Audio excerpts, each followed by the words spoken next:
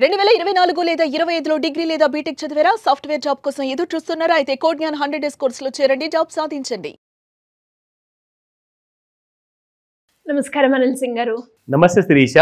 Sir, mutual ఫండ్లో ఎవరైనా కూడా ఇన్వెస్ట్ చేసేటప్పుడు అంటే ఆల్రెడీ ఎగ్జిస్టింగ్ ఉన్న మ్యూచువల్ ఫండ్స్లో కావచ్చు, ఆర్ఎల్స్ ఎన్ఎఫ్ఓలో కావచ్చు, ఇన్వెస్ట్ చేసేటప్పుడు చాలామంది ఇందులో వెళ్ళాలా, ఇందులో వెళ్తే బెటరా, ఇందులో ప్రాఫిట్ వస్తుందా అని ఒక డైలమాలో ఉండిపోతూ ఉంటారు. మరి అలా ఎవరైనా కూడా అలాంటి డైలమాలో ఉంటే, ఒకవేళ ఇన్వెస్ట్ చేయాలి మ్యూచువల్ ఫండ్లో అనుకుంటే ఈ రెండిట్లో ఏది బెటర్, అసలు వీటి మధ్యలో ఉన్న డిఫరెన్స్ ఏంటి సార్, ఎలా ఫైండ్ అవుట్ చేయాలి? Super, very good question, wonderful to answer, great opportunity to learn. అందరికీ ఒక చిన్న ఎగ్జాంపుల్ చెప్తా. డాక్టర్ దగ్గరికి వెళ్లకుండా డాక్టర్ ఫీజు సేవ్ చేసుకొని జస్ట్ డైరెక్ట్గా ఒక మెడికల్ షాప్ వెళ్ళి ఒక మాత్ర కొనుక్కొని వేసుకుంటే జ్వరం తగ్గిపోతుంది. ఇప్పుడు ఏం చేస్తున్నారో తెలుసు సార్, ChatGPT యూజ్ చేస్తారు. ఎగ్జాక్ట్లీ అదే డాక్టర్ అయిపోయింది. ఇప్పుడు అందరూ ఏమంటారంటే, ఇప్పుడు డాక్టర్కి 1000 రూపాయలు 500 400 పే చేయడం అవసరమా? నేను అదే 100 రూపాయలు ఒక 4 మాత్రలు తెచ్చుకొని డెఫినెట్గా నేను కోలుకుంటా. I'm confident of that. So అంత సెల్ఫ్ మెడికేషన్ పైన చాలామందికి ఆ ప్యాషన్ అనేది వచ్చేసింది. ఎంతోమంది నన్ను అడుగుతారు, సార్ డైరెక్ట్ ఫండ్స్ బెటర్ కదా సార్, రెగ్యులర్ ఫండ్స్ ఎందుకు అంటారు. ఒకటే మాట చెప్తా, ఒకసారి ట్రై చేశారండి, మెడికల్ షాప్ వెళ్ళారు, డైరెక్ట్గా మాత్రలు కొన్నారు, మెడిసిన్స్ వేసుకున్నారు, మీకు ఒక 4 రోజుల తర్వాత తగ్గిన తర్వాత మళ్ళీ ఆ ఫీవర్ అనేది తిరిగి వచ్చింది. అప్పుడు ఏం చేస్తారు? మళ్ళీ షాప్కి వెళ్తారు, మళ్ళీ కొనుక్కుంటారా? చేసిన తప్పు మళ్ళీ చేస్తే మీరు నిజంగా చాలా ప్రాబ్లంలోకి వస్తారు. హెల్త్ మొత్తానికి డ్రాస్టిక్గా పాడైపోతుంది. ప్లస్ మీ మీద ఆధారపడ్డ కుటుంబము చాలా చాలా టెన్షన్ పడతారు. ఎందుకంటే మీ ఫ్యామిలీకి మీరే బ్రెడ్ ఎర్నర్ కాబట్టి. సో రిస్క్ తీసుకోకండి.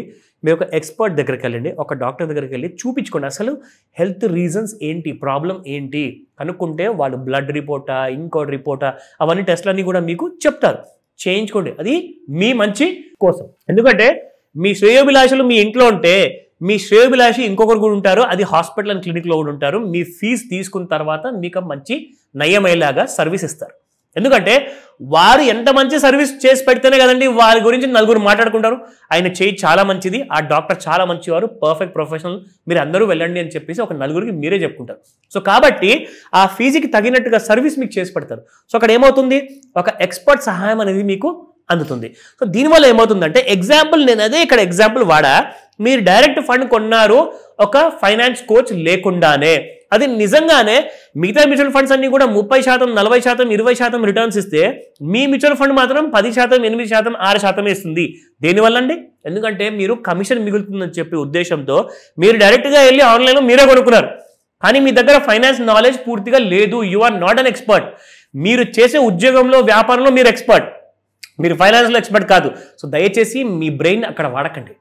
సో చాలామంది నన్ను ఈ విషయం అడిగిన తర్వాత ఇంకొక ప్రశ్న అడిగారు, సార్ ఎందుకు సార్ అనవసరంగా 300 రూపాయలు ఎన్ఏవి, ఒక్కొక్క ఎన్ఏవి మనం కొనాలి అంటే చిన్న విషయం కాదు సార్. ఒక 10,000 రూపాయలు నేను పెడితే నాకు 300 రూపాయలు ఒక్క ఎన్ఏవి అంటే నాకు ఎంతో కొంత చిన్న నెంబర్ ఆఫ్ ఎన్ఏవీస్ వస్తాయి. అదే మనం ఒక పని చేద్దాం సార్, ఎన్ఎఫ్ఓలో కొందాం అంటే నా దగ్గర అడ్వైస్ తీసుకోరు, వాళ్ళే మీకు చెప్తారు, నాకు అడ్వైస్ ఇస్తున్నారు. So the problem లైజ్ here. వాళ్ళందరూ ఏమంటారంటే, నా ఫ్రెండ్స్, కొలీగ్స్ కొన్ని లక్షల రూపాయలు సంపాదించారు అంటే వాళ్ళు లక్కీ అయితే మీరు లక్కీ అవుతారా? So you have to be lucky for that. మీరేం చేయాలి అంటే, ఒక స్మార్ట్ పద్ధతిలో ఒక ప్రొఫెషనల్ హెల్ప్ తీసుకోండి. ఎందుకంటే వాళ్ళు ఫ్లూక్లో ఇవాళ రిచ్ అయ్యారు, రేపటి రోజున అదే తప్పుతో వాళ్ళు మళ్ళీ లాస్లో ఉంటారు. చాలా కరెక్ట్గా చెప్పారు. సో ఇవన్నీ కూడా అర్థం అవ్వాలి అంటే first of all SEBI rules ఏంటో మీరు తెలుసుకోవాలి. ఓకేనా? మ్యూచువల్ ఫండ్ ఇండస్ట్రీకి ఇంతకు ముందుకు ఒక లిమిటేషన్, ఒక క్యాప్ అనేది లేకుండే, అంటే కమిషన్ ఎర్న్ చేయడంలో. సో ఇప్పుడు సెబీ ఏం చేసిందంటే, మ్యూచువల్ ఫండ్ కంపెనీస్ ఎంత స్మార్ట్ అయిపోయాయంటే, చూడండి ఇక్కడ జాగ్రత్తగా వినండి. మొట్టమొదటి 500 కోట్ల రూపాయల వరకు మీరు ఒకవేళ ఫండ్స్ రేస్ చేస్తే మీరు ఎంతవరకు కమిషన్ ఛార్జ్ చేయొచ్చు అంటే దాదాపు 2.25% అండి. ఇదిగోండి 2.25. ఓకేనా? ఒకవేళ 500 నుంచి 700 కోట్ల మధ్యలో సంపాదిస్తే 2%. ఓకేనా? దాని తర్వాత 750 crores నుంచి 2000 crores వరకు అంటే 1.75. అలాగే మీరు ఒక 10,000 కోట్ల వరకు ఒకవేళ మీరు ఫండ్స్ సంపాదించగలిగితే 1.5%. ఓకేనా? నా ఇది అయిపోయిన తర్వాత చాలామంది మ్యూచువల్ ఫండ్ కంపెనీస్ ఏం చేశారంటే, ఎంత ఎక్కువగా ఫండ్ సైజ్ పెరుగుతూ ఉంటే, ఎంత ఎక్కువ జనాలు ఆ ఫండ్లో డబ్బులు పెడుతూ ఉంటే వీళ్ళ కమిషన్ అనేది తగ్గుతూ ఉంటుంది. ఎక్కడ ఇంకా తగ్గుతుందంటే దాదాపు 5,000 కోట్ల నుంచి 10,000 కోట్లు లేదా 20,000 కోట్ల వరకు చేరిన తర్వాత 0.7% ఎర్న్ చేస్తారు వీళ్ళు. సో ఆ టైంలో చాలామంది మ్యూచువల్ ఫండ్ కంపెనీస్ ఏం చేశారంటే జనాల్ని కన్ఫ్యూజ్ చేసి కొత్త కొత్త పదాలు వాడదాం మనం మ్యూచువల్ ఫండ్కి. యాక్చువల్గా అది large cap, mid cap, small cap fund ఉంటుందండి. దాన్ని ఫ్లెక్సీ క్యాప్ అంటారు. ఫర్ ఎగ్జాంపుల్ అదే కంపెనీ, అదే ఫండ్ మేనేజర్ ఏం చేస్తాడంటే అది దాదాపు 1000 కోట్ల వరకు రాగానే దాన్ని అక్కడతో ఆపేసేసి ఇమ్మీడియట్గా ఆ ఫండ్ని క్లోజ్ అని చేసేస్తారు. లేదంటే అందులోంచి ఎక్కువ ఫండ్స్ యాక్సెప్ట్ చేయకుండా సేమ్ అదే స్టాక్స్లో ఇన్వెస్ట్మెంట్ చేసి ఇంకొక కొత్త పేరు యాడ్ చేస్తారు. ఏదో సంథింగ్ XYZ ABC అని పేరు పెట్టేసి స్టార్ట్ చేస్తారు. అప్పుడు మళ్ళీ 500 కోట్ల వరకు ఫండ్స్ వస్తే వాళ్ళకి ఎంత వస్తుందండి? 2.25% వస్తుంది. సో ఇక్కడున్న ఎగ్జిస్టింగ్ మ్యూచువల్ ఫండ్లో వాళ్ళకు 0.7% వస్తే ఈ ఫండ్ని క్లోజ్ చేసి అదే ఫండ్ని కొత్త పేరుతో స్టార్ట్ చేస్తే వీళ్ళకి ఇక్కడ కమిషన్ అనేది ఎక్కువ వస్తుంది అనమాట ఫండ్ మేనేజర్కి. సో ఇవన్నీ ఏంటంటే వాళ్ళు సంపాదించుకోనికి క్రియేట్ చేసుకున్న కొత్త దారులు. ఎందుకంటే సెబీ ఒక రూల్ పెట్టింది, మీరు 2.25% కంటే ఎక్కువగా మీరు తీసుకోకూడదు, ఇంకా మీ కమిషన్ తగ్గుతూనే ఉంటుంది జనాల డబ్బులు పెరుగుతున్నా కొద్దీ.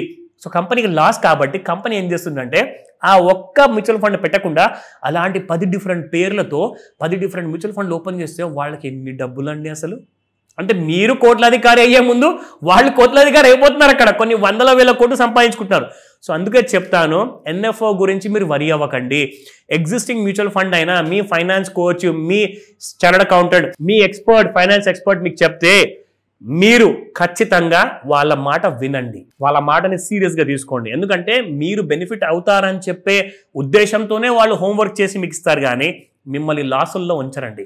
ఎందుకంటే మీరు వాళ్ళ దగ్గరికి వెళ్ళేసి నేర్చుకుంటున్నారు, మీరు వాళ్ళకు ఒక గురుదక్షిణ ఇచ్చుకుంటున్నారు. సో కాబట్టి ఖచ్చితంగా మీ ఫైనాన్స్ కోచ్ మాట వినండి. దయచేసి ఎవరో చెప్పారు, అందరూ చెప్పారు అన్న మాటని మాత్రం మీరు మైండ్లో ఉంచుకోకండి. ఎప్పుడైనా గుర్తుపెట్టుకోండి, అలాంటి మార్కెట్ టాక్ మీకు ఎప్పుడు పనికి రాదు. మీరు ఒకవేళ ఎక్స్పర్ట్ అవ్వాలి అనుకుంటే ఒక ఎక్స్పర్ట్ని ఫస్ట్ ఫాలో అవ్వడం నేర్చుకోండి. అప్పుడే మీరు మీ పిల్లలకి నేర్పించవచ్చు, వాళ్ళు కూడా జనరేషన్ వెల్త్ క్రియేట్ చేసుకో, కనీసము 1 కోటి నుంచి 100 కోట్ల మధ్యలో సంపాదించుకునే ఆ వెల్త్ని క్రియేట్ చేసుకోవచ్చు. సో దాని గురించే అండి ఇంత ఎడ్యుకేషనల్ వీడియో నేను చేస్తున్నాను. దీన్ని సీరియస్గా తీసుకొని ఫాలో అవ్వండి. ఏదైనా డౌట్స్ ఉన్నాయా కాల్ చేయండి. Thank you sir. వెల్కమ్ దిరీష. సుమన్ టీవీలో మీ పర్సనల్ అండ్ బిజినెస్ ప్రమోషన్స్ కోసం కింది నెంబర్కి కాంటాక్ట్ చేయండి.